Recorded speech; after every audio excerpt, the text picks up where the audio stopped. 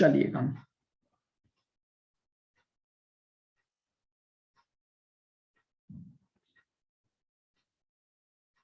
Chapter है non profit organisations.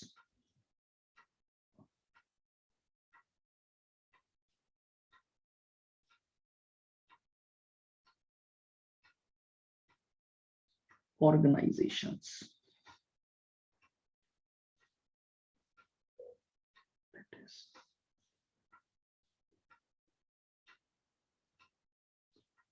NPO. देखो, हम ये अच्छी तरह से जानते हैं कि दो तरह की एंटिटीज एग्जिस्ट करती हैं। एक वो होती हैं जिनका ऑब्जेक्ट प्रॉफिट कमाना होता है, जिनको कि हम बोलते हैं profit making entities.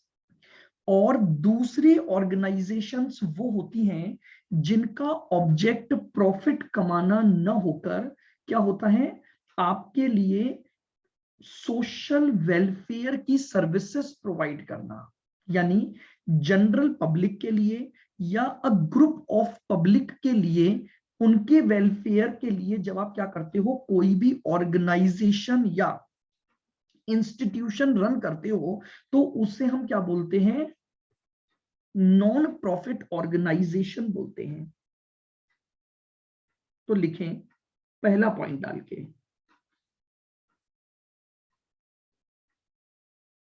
There are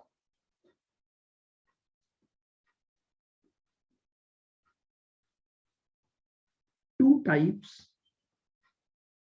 of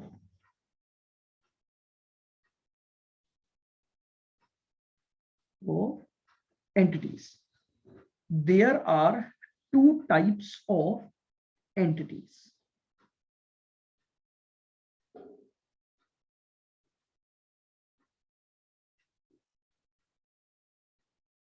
Profit making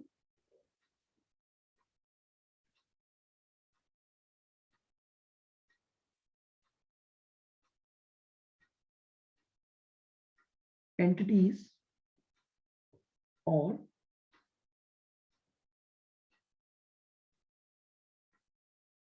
not for profit entities.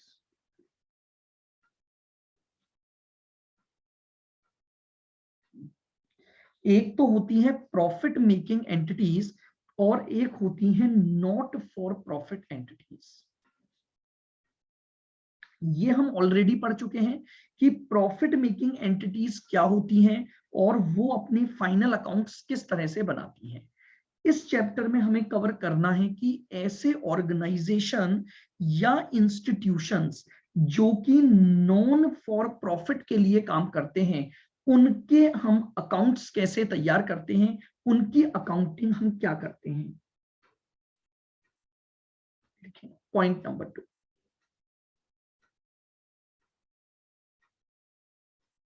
not for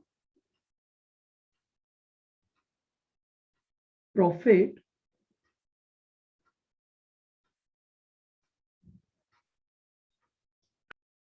organization are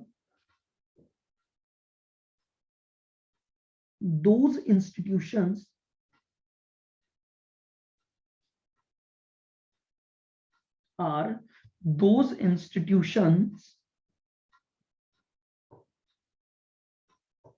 that are set up with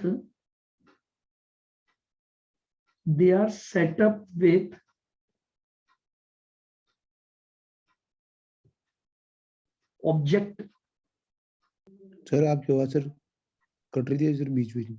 Katni तो नहीं चाहिए यार, सही है, दिन का टाइम है ना नेट का। तो not for profit organisations are those institutions that are set up with object of social या public welfare.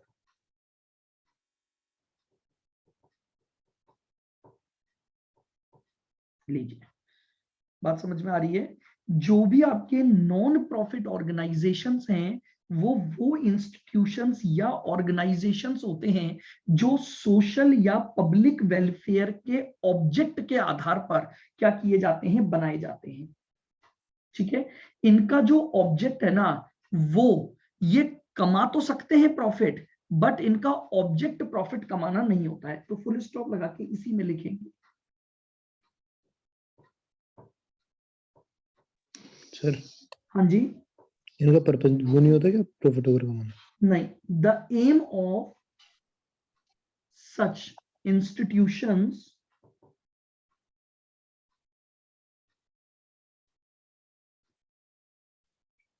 the aim of such institutions is not to earn profit, not to earn profit. However,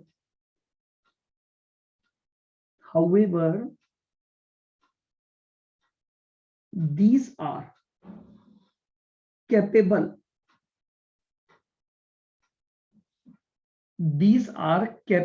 of earning profit.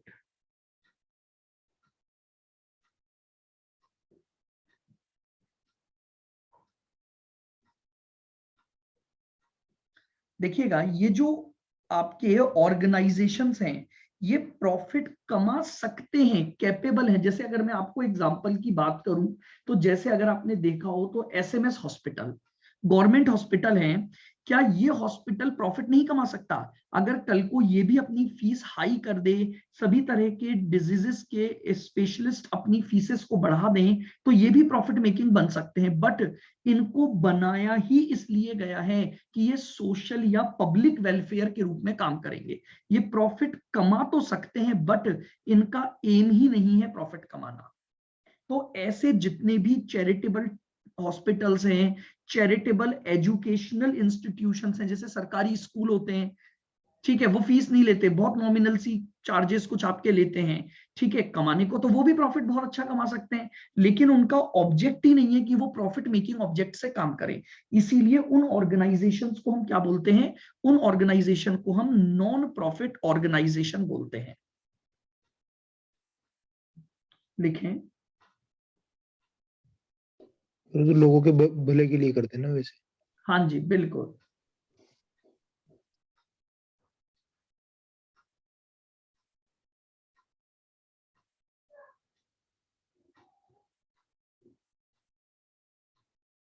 Some examples of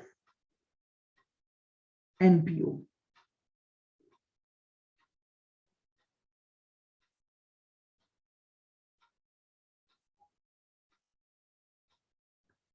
Schools,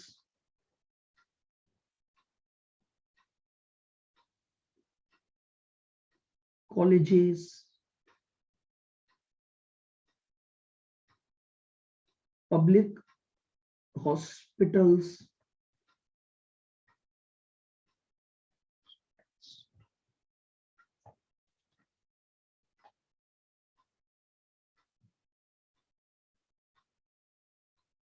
clubs, इन सभी को किस में रखा जाता है? Non profit organization की कैटेगरी में रखा जाता है।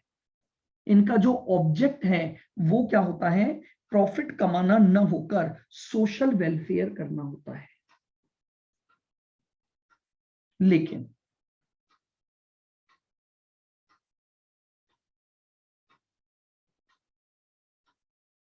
these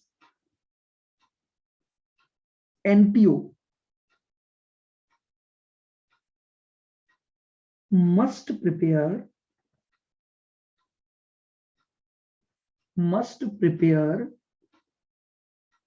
its final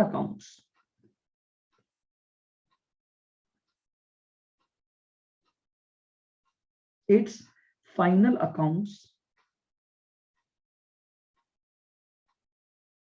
every year.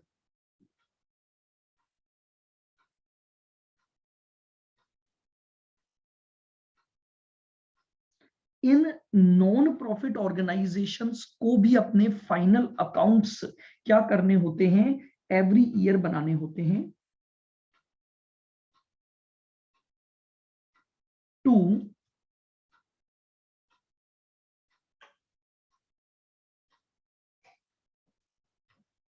present them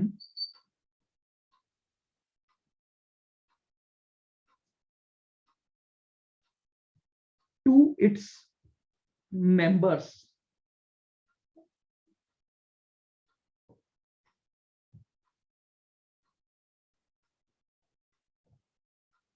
to its members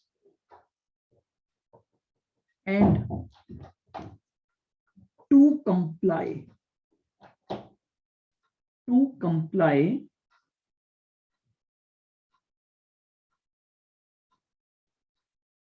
requirement of comply का मतलब क्या है sir?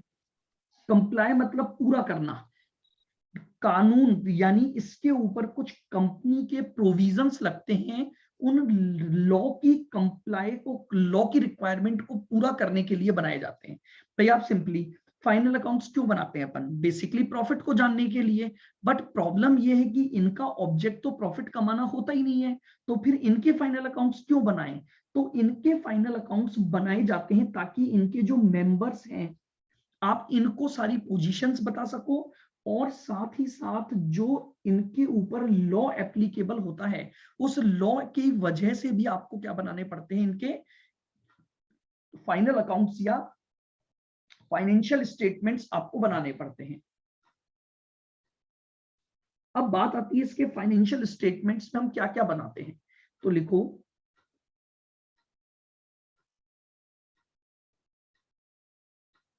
Financial statements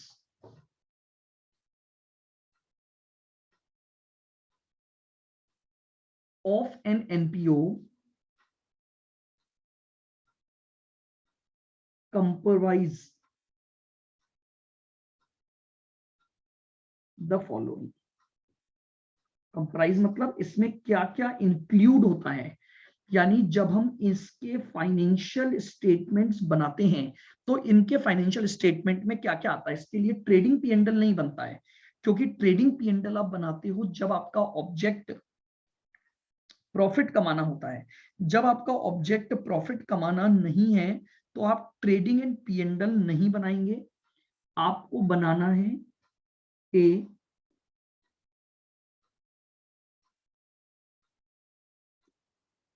receipts and payment account,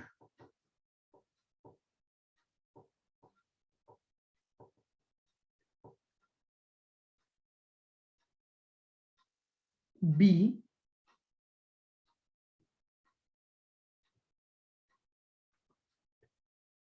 income and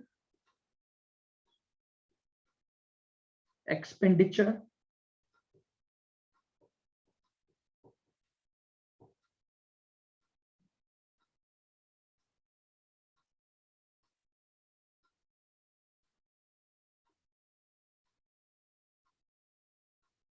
और बैलेंस शीट। ये लीजिए, एक एनपीओ के फाइनेंशियल स्टेटमेंट्स में हमें ये तीन बातें बनानी पड़ती हैं। एक तो हम बनाते हैं रिसिट एंड पेमेंट अकाउंट, एक हम बनाते हैं इनकम एंड एक्सपेंडिचर, और एक हमें बनानी होती है बैलेंस शीट। तो चलिएगा अब हम बात करते हैं इन तीनों में हमें क्या क्या बातें रिफ्लेक्ट करनी होती हैं, कैसे क्या क्या बनाए जाते हैं। तो लिखिएगा, सबसे पहला पॉइंट है हमारे पास receipts and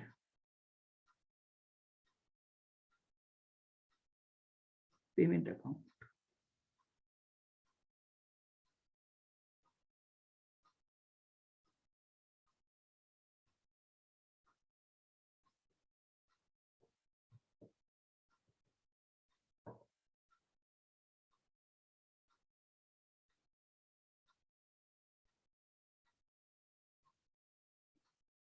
This account shows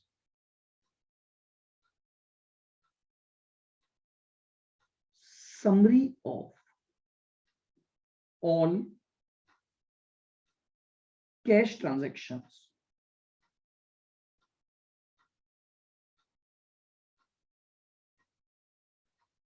this account shows a summary of all cash transactions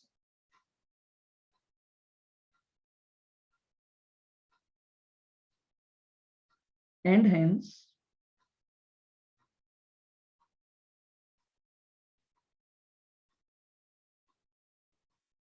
generally reflect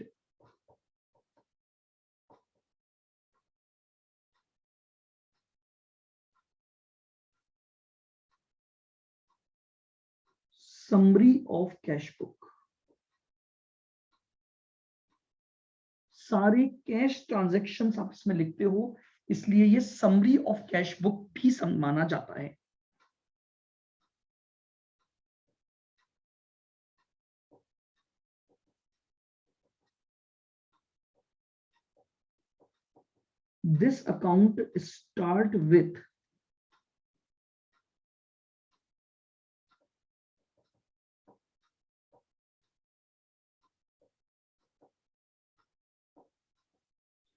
this account start with opening balance of cash and bank and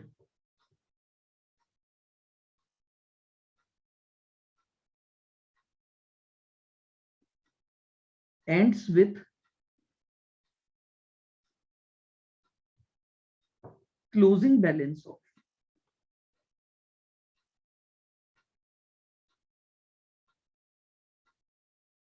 cash and bank सबसे important बात जो आपको ध्यान रखनी है receipt and payment account जो है वो कैश या बैंक के ओपनिंग बैलेंस से चालू होता है और खत्म भी कैश बैलेंस के द्वारा ही होता है इसीलिए ये just like a summary of cash account होता है लिखें तीसरा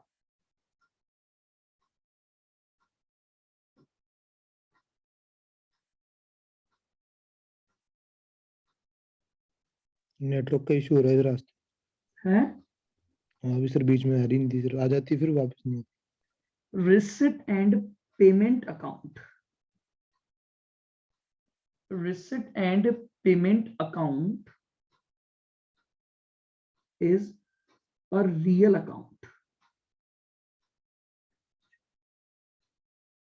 रियल नेचर अकाउंट ये अकाउंट जो है वो रियल नेचर होता है क्योंकि रियल नेचर में असेट्स आती हैं और ये बेसिकली एक तरह से कैश के ही बैलेंस को रिप्रेजेंट करता है तो रिसिट एंड पेमेंट अकाउंट का अगर आपसे नेचर मांगा जाए तो नेचर क्या है इसका रियल नेचर का अकाउंट है अंडरलाइन कर लो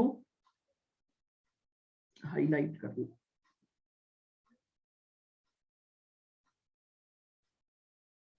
real nature point number 4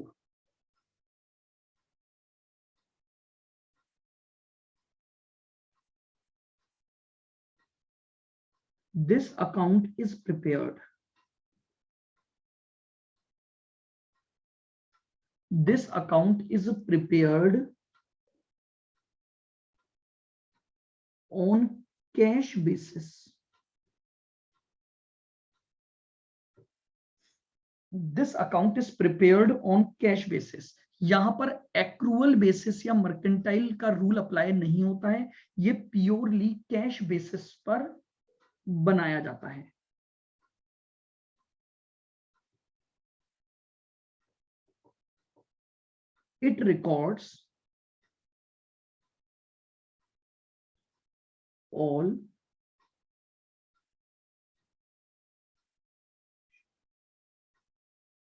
it records all cash transactions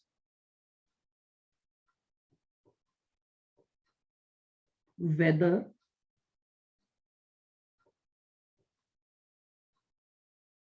revenue nature or capital nature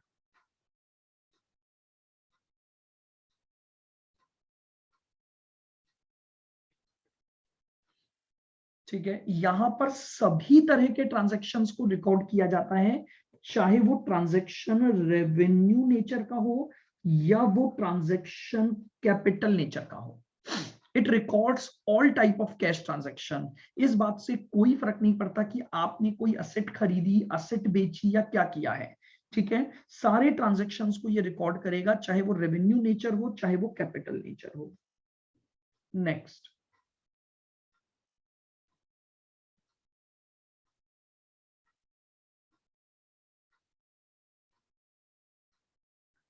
it records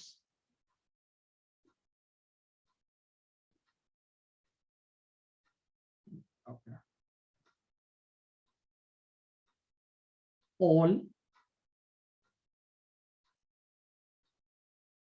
cash oblique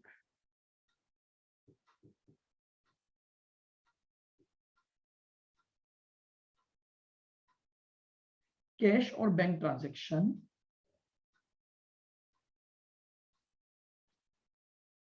whether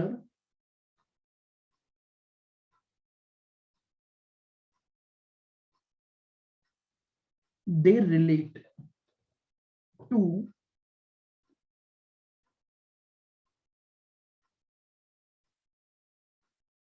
current year, comma,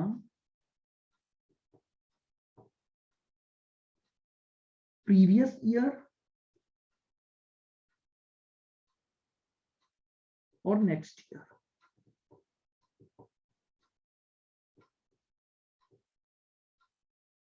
समझ रहे हैं? इस बात से कोई फर्क नहीं पड़ता है कि आपका कैश ट्रांजैक्शन किस पर्टिकुलर ईयर से रिलेटेड है। अगर करंट पीरियड में, यानी जिस पीरियड का आप रिसिट एंड पेमेंट बना रहे हैं, अगर वहां पर कोई भी कैश या बैंक का ट्रांजैक्शन हुआ है, अगर वो करंट ईयर से रिलेटेड है तो भी आएगा, अगर वो प्रीवियस ईयर से रिलेटेड है तो भी आएगा, और अगर वो फ्यूचर के किसी पीरियड से रिलेटेड है तो भी आएगा।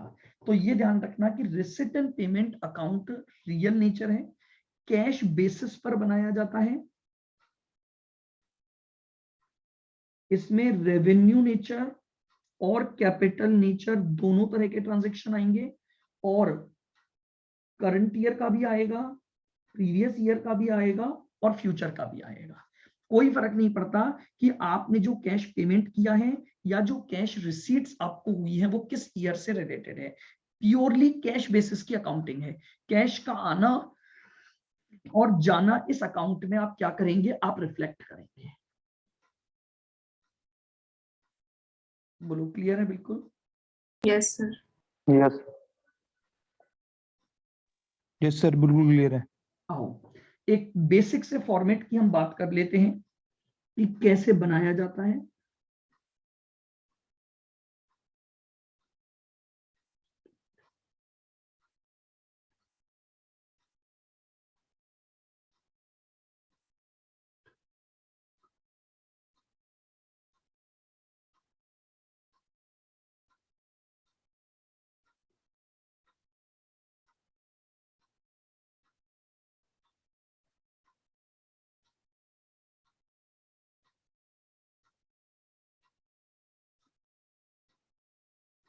receipts, amount, payments और amount। सबसे पहले हमारे पास आएगा टू बैलेंस ब्रॉट डाउन, क्योंकि इसकी जो स्टार्टिंग होगी वो कैश या बैंक बैलेंस से होगी। तो ये आ गया हमारे पास कैश इन हैंड और ये आ गया हमारे पास कैश नेट।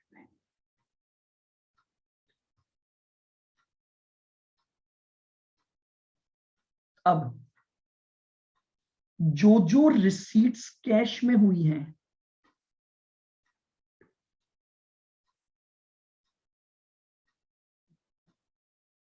मैं कुछ इंपॉर्टेंट नाम लिख रहा हूं। टू सब्सक्रिप्शन, आपको अगर प्रीवियस ईयर से रिलेटेड मिला है तो भी आएगा, अगर आपको सब्सक्रिप्शन करंट ईयर से रिलेटेड मिला है तो भी आएगा, और अगर आपको नेक्स्ट ईयर से रिलेटेड मिला है तो भी आएगा।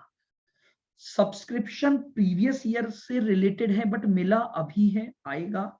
करंट ईयर का तो आएगा, और अगर सब्सक्रिप्शन आपको इसी साल मिला है कैश में लेकिन वो फ्यूचर का मिला है तो भी आएगा।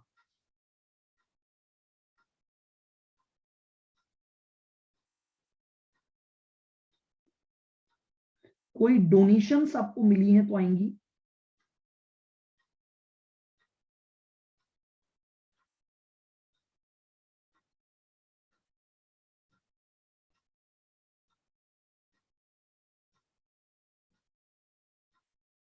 किसी भी प्रकार की कोई एंट्रेंस फीस है आएगी।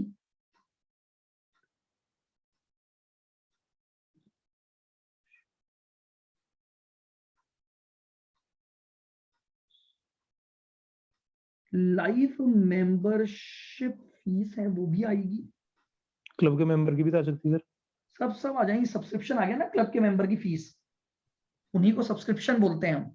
जब क्लब के मेंबर्स एक अमाउंट देते हैं पीरियडिकली तो उसे ही अपन बोलते हैं।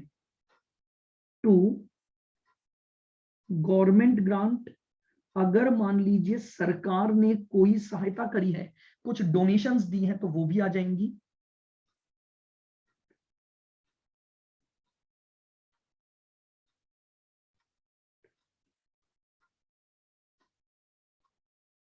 जो भी आपको इंटरेस्ट मिला है वो आ जाएगा।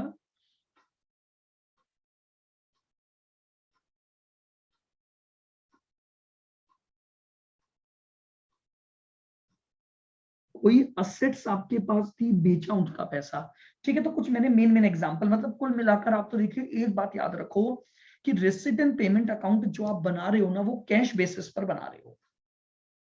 बस जो भी कैश का इनफ्लो या आउटफ्लो होगा वो आएगा।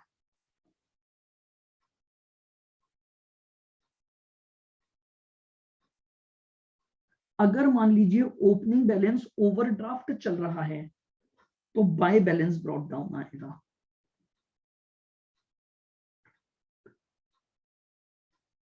अगर ओवरड्राफ्ट चल रहा है, अब आपके जो जो खर्चे हैं वो लिख दो।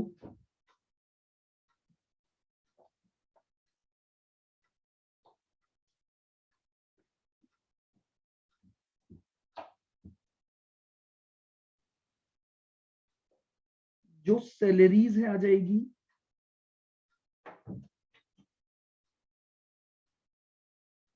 Bye rent,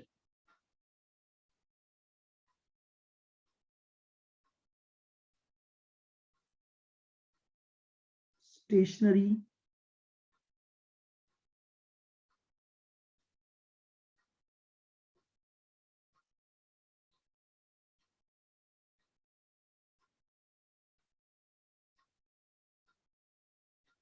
bye office expenses,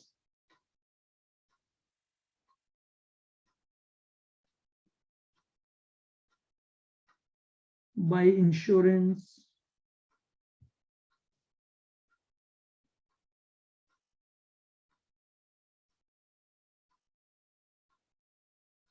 bye purchases of asset, अगर कोई असेट खरीदी,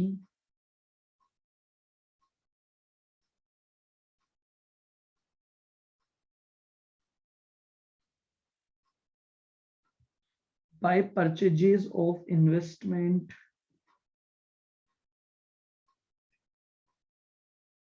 इन्वेस्टमेंट की परचेजेस आ गई, बाय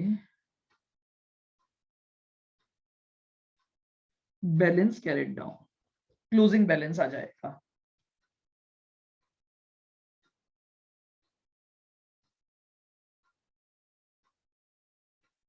कैश इन हैंड का,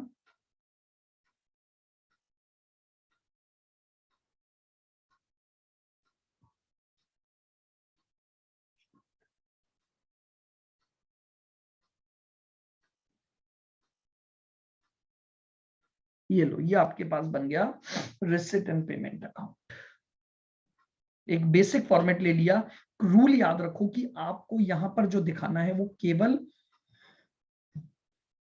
और केवल दिखाना है कैश।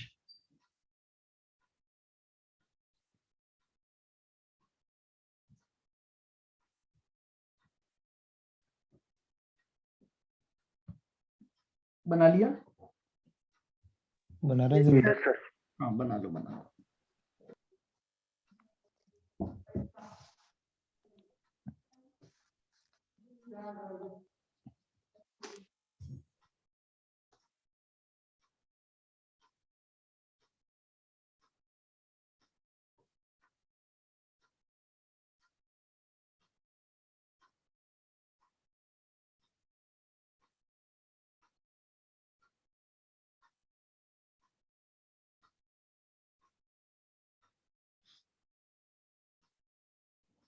बना लिया सर, पूरा बना लिया।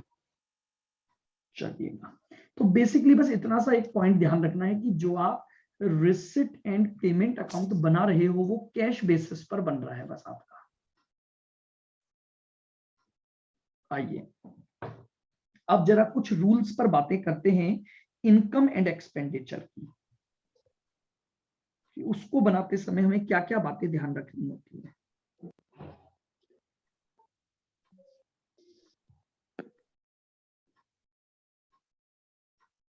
सर हाँ मतलब जो आपने इसमें आइटम वगैरह लिखवाए हैं इनकी इस फॉर्मेट के अंदर, हाँ, तो इसी टाइप के आते हैं कि उसमें क्या नाम है, क्वेश्चन इसी टाइप का है? नहीं क्वेश्चन इसमें जो आएंगे वो भी अपन आगे पढ़ेंगे। अभी मैं आपको फॉर्मेट बता रहा हूं, क्वेश्चन आएंगे इनमें से कोई अमाउंट कैलकुलेट करवा लेगा वो आपको इंफॉर्मेशन देकर, कि आप ये बता दो कि रिसिट एंड पेमेंट में डोनेशन का टोटल अमाउंट क्या आएगा, आप ये बता दो कि रिसिट एंड पेमेंट में सब्सक्रिप्शन का अमाउंट क्या आएगा। इनके सबके मैं आपको वर्किंग नोट्स बनवाऊंगा और जितने क्वेश्चन आएंगे वो उन्हीं पर आने हैं आपके। मैं आपको निकालना सिखाऊंगा। ये तो मैंने एक फॉर्मेट दिया, एक जनरल फॉर्मेट, कि हम यहाँ पर क्या क्या लिख रहे हैं। ठीक है, हाँ सर, वो दूसरी एक बार बताना के बाद। हाँ जब भी मैं आपको क्वेश्चंस जब करवाऊंगा तो अपने आप वर्किंग्स के साथ साथ अपन आप करते चलेंगे। आइएगा, इनकम एंड एक्सपेंडिचर अकाउंट। अब हम बात करते हैं इस अकाउंट की। इट इज जस्ट लाइक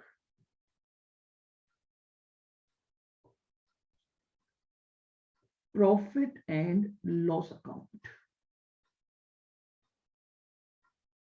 वो समरी ऑफ कैश बुक होता है और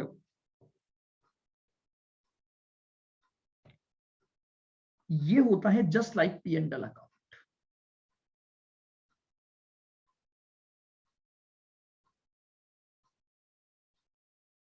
It shows all revenue nature, income and expenses. It shows all revenue nature, income and expenses. किसी भी प्रकार का कैपिटल नेचर का खर्चा नहीं आएगा। ठीक है, जितने भी रेवेन्यू नेचर की इनकम्स हैं और जितनी भी रेवेन्यू नेचर के खर्चे हैं केवल उन्हीं को दिखाते हैं।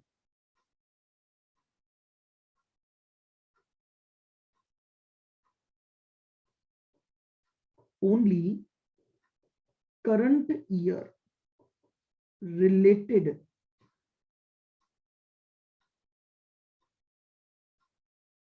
revenue items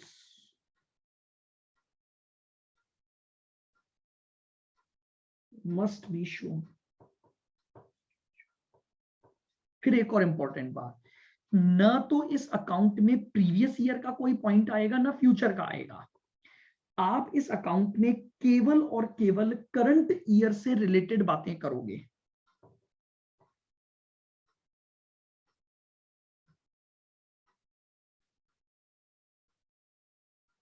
बात समझ में आ रही है?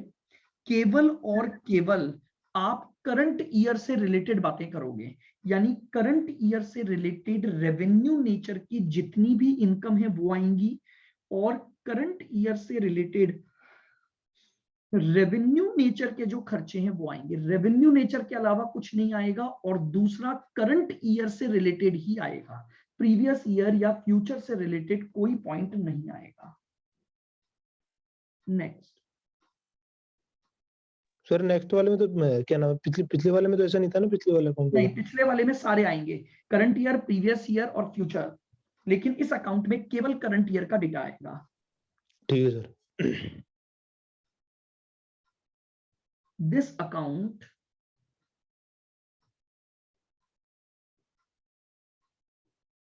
is nominal nature account.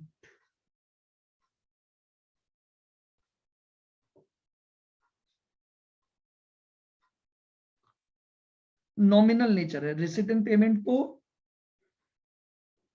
Receipt and payment real था, और ये जो इनकम एंड एक्सपेंडिचर अकाउंट है ये आपका होता है nominal nature accounting. Next point, must be prepared on accrual basis of accounting.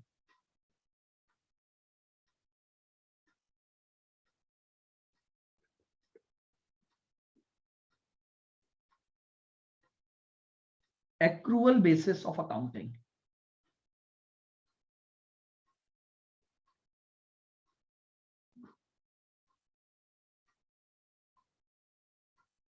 यानी एक्रूअल बेसिस से मतलब हो गया करंट ईयर से रिलेटेड अगर कोई खर्चा है तो वो आएगा ही आएगा, फिर भले ही आपने उसे कैश में पे किया हो या ना किया हो, उसे हम कहते हैं accrual basis.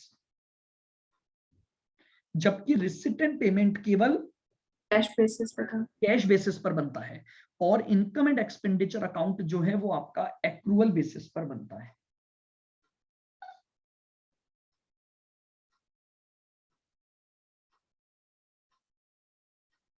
Next,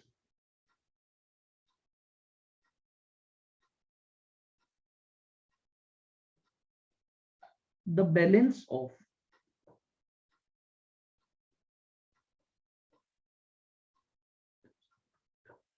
this account shows surplus या डेफिसिट। सरप्लस या डेफिसिट होता वही प्रॉफिट और लॉस ही है, लेकिन इस अकाउंट में हम उसे प्रॉफिट और लॉस ना बोलकर सरप्लस या डेफिसिट बोलते हैं। सरप्लस कब बोला जाता है? प्रॉफिट होता, यानी व्हेन इनकम्स आर, सर हाँ जी बोलो, मोर देन। सर आपकी आवाज ही नहीं बज रही। सर मैं जो बोल रहा था कि ये अपने जैसे पहले मतलब अपन पढ़ते थे तो मतलब सर ये टू सरप्लस ही आ जाता था, तो सर ब्रैकेट में भी कुछ लिखते थे ना? ब्रैकेट में पता नहीं सर कुछ लिखते थे, वैसे याद नहीं हाँ, है। तो वही तो लिख रहा हूं मैं। सरप्लस को बोला जाता है excess of income over expenditure.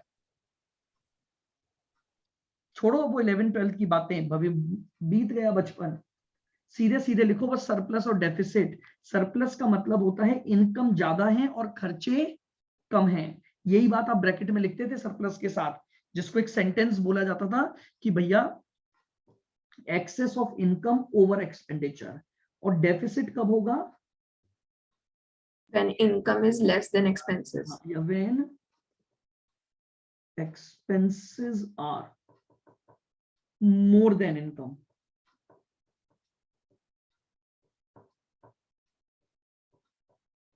यानी इनकम एंड एक्सपेंडिचर का जो नेट बैलेंस है वो या तो आपकी सरप्लस को शो करेगा या आपके डेफिसिट को शो करेगा। अब ये सरप्लस है या डेफिसिट है ये आपको उसके फॉर्मेट को बनाने से पता लगेगा। ये लीजिए, ये इसके समराइज पॉइंट है। जस्ट लाइक P&L अकाउंट है, रेवेन्यू नेचर की इनकम और रेवेन्यू नेचर के खर्चों को लेगा, करंट ईयर से रिलेटेड आएगा, नॉमिनल नेचर है, और एक्रूअल बेसिस की अकाउंटिंग फॉलो होती है इसमें। बताओ, क्लियर? बिल्कुल बहुत इजी। अब आपके पास है ना छोटे छोटे बातें हैं, अब तो बस ये चैप्टर खत्म हुआ और उसके बाद तो आपके बिल्कुल छोटे छोटे टॉपिक्स आ जाएंगे। Bank reconciliation, trial balance, subsidiary books, major part यही, ये 5-6 चैप्टर हैं आपके पास जो बड़े चैप्टर्स में आते हैं आपके। ठीक है, तो इसका मतलब ये हो गया हमारे पास कि income and expenditure just like profit and loss account है, नॉमिनल नेचर है, ये अंडरलाइन रखना इन बातों को। करंट ईयर आता है केवल, रेवेन्यू नेचर, क्यों? क्योंकि ऑब्जेक्टिव्स में यही पूछे जाते हैं। रेवेन्यू नेचर इनकम आएंगी, रेवेन्यू नेचर एक्सपेंसेस आएंगे। ठीक है, इसका बैलेंस या तो सरप्लस शो करेगा या डेफिसिट। ठीक है, कलम इसका फॉर्मेट। और इसके बाद ही हमें सीखना है सारे एडजस्टमेंट्स को। बस 8-9 एडजस्टमेंट होते हैं और आप ये मान के चलिए सारे क्वेश्चन उन्हीं एडजस्टमेंट्स पर आपके पास बनने हैं। इसलिए बस आपको उन एडजस्टमेंट्स को ढंग से सीखना है कि जब आप एक इनकम एंड एक्सपेंडिचर बनाओगे या रिसीट एंड पेमेंट बनाओगे तो आप किस तरह से अपने एडजस्टमेंट्स को कैरी करोगे।